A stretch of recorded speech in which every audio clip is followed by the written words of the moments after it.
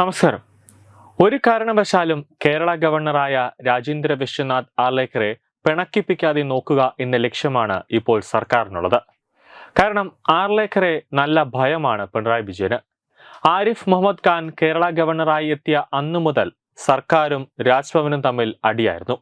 കൂടാതെ ബില്ലുകളിൽ തീരുമാനമെടുക്കാൻ ഗവർണർ വൈകുന്നു എന്ന് പറഞ്ഞുകൊണ്ടാണ് സർക്കാർ ഹൈക്കോടതിയിൽ കേസ് കൊടുത്തത്. ഡിജിറ്റൽ സർവകലാശാലയിലടക്കം സർക്കാരിന്റെ അഴിമതിയിൽ അന്വേഷണം വേണമെന്ന് സിസ തോമസ് രാജ്ഭവനിലേക്ക് റിപ്പോർട്ട് അയച്ചപ്പോൾ വെട്ടിലായത് സർക്കാർ തന്നെയാണ്. അപ്പോഴാണ് മഞ്ഞ് ഉരുകാം എന്ന രീതിയിലേക്കും ഒരു ചർച്ച നടത്താം എന്നൊക്കെ പറഞ്ഞുകൊണ്ട് മന്ത്രിമാർ, മുഖ്യമന്ത്രി ഉൾപ്പെടെ രാജ്ഭവനെയും ഗവർണറെയൊക്കെ സമീപിച്ചത്. ഗവർണർക്കെതിരെ കേരളം നൽകിയ 2 ഹർജിയിൽ ഒരെണ്ണം പിൻവലിച്ചിരിക്കുകയാണ്. സെർച്ച് കമ്മിറ്റി രൂപീകരിക്കുന്നതിലെ കേസ് തീർപ്പാക്കിയാൽ സർവകലാശാല സ്ഥിരം VC നിയമനത്തിൽ സർക്കാരുമായി സഹകരിക്കാമെന്നാണ് ഗവർണർ രാജേന്ദ്ര വിശ്വനാഥ് ആർലേക്കർ സർക്കാരിനെ അറിയിച്ചിട്ടുള്ളത്.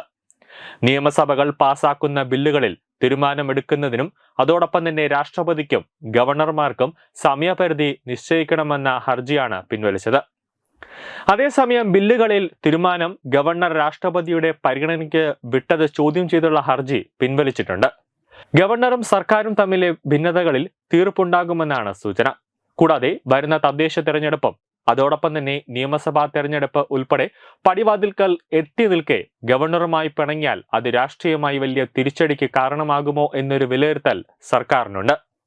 അങ്ങനെയാണ് ലഭിക്കുന്ന വിവരങ്ങൾ.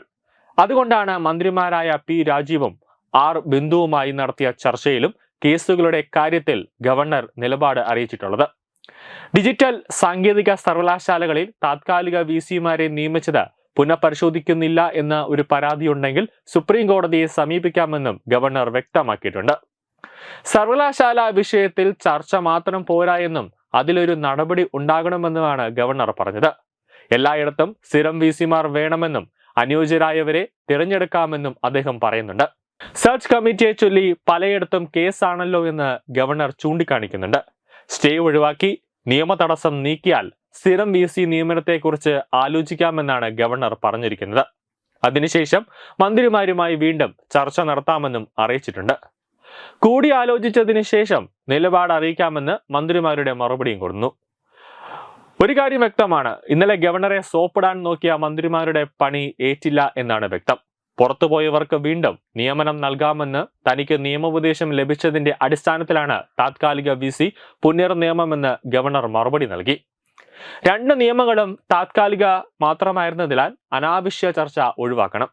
സർവകലാശാല വിഷയങ്ങളിൽ ഇടവിട്ടുള്ള ചർച്ചകൾ മാത്രം പോരാ എന്നും നടപടികളാണ് വേണ്ടതെന്നും ഗവർണർ ചൂണ്ടിക്കാണിക്കുന്നുണ്ട്. തർക്ക വിഷയത്തിൽ ഇരുഭാഗവും നിലപാട് ഉറച്ചതോടെ 1 മണിക്കൂറോളം നീണ്ട ചർച്ച ധാരണയിലെത്താതെ അവസാനിപ്പിച്ചു.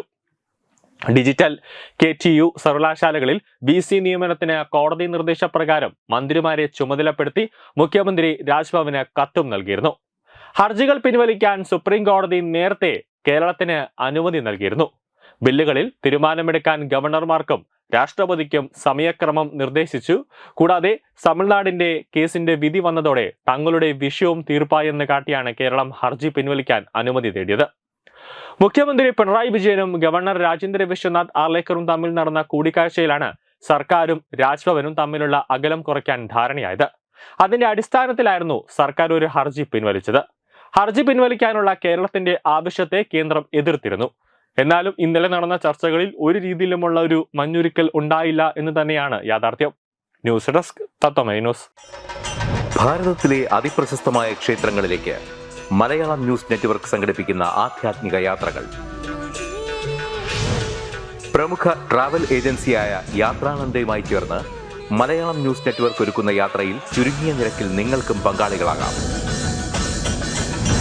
ഭാരതത്തിലെ പ്രമുഖ ശക്തിപീഠമായ അസമിലെ കാമാഖ്യ ക്ഷേത്രത്തിലേക്കാണ് ആദ്യ യാത്ര.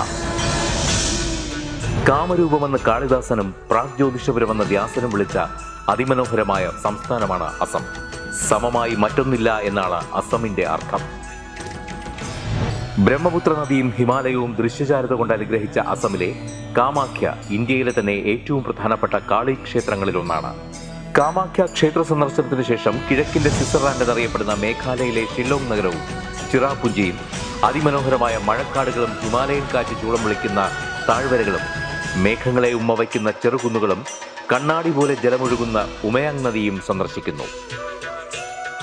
ജീവിതത്തിൽ ഒരിക്കലെങ്കിലും കണ്ടിരിക്കേണ്ട ഈ അത്ഭുത ലോകത്തിലേക്ക് നിങ്ങളെ സ്വാഗതം ചെയ്യുന്നു. വിമാന ടിക്കറ്റും ചിലവുകളും ഉൾപ്പെടെ 65,000 രൂപ ചിലവ് വരുന്ന ഈ പാക്കേജ് 59,000 രൂപയ്ക്ക് മലയാളം ന്യൂസ് നെറ്റ്വർക്ക് നിങ്ങൾക്ക് ലഭ്യമാക്കുന്നു. ആദ്യം ബുക്ക് ചെയ്യുന്ന 5 പേർക്ക് 56,000 രൂപയ്ക്ക് ഏർലി ബേർഡ് ഓഫറും ലഭ്യമാണ്. കൂടുതൽ വിവരങ്ങൾക്ക് ഇനി പറയുന്ന നമ്പറിൽ ബന്ധപ്പെടുക.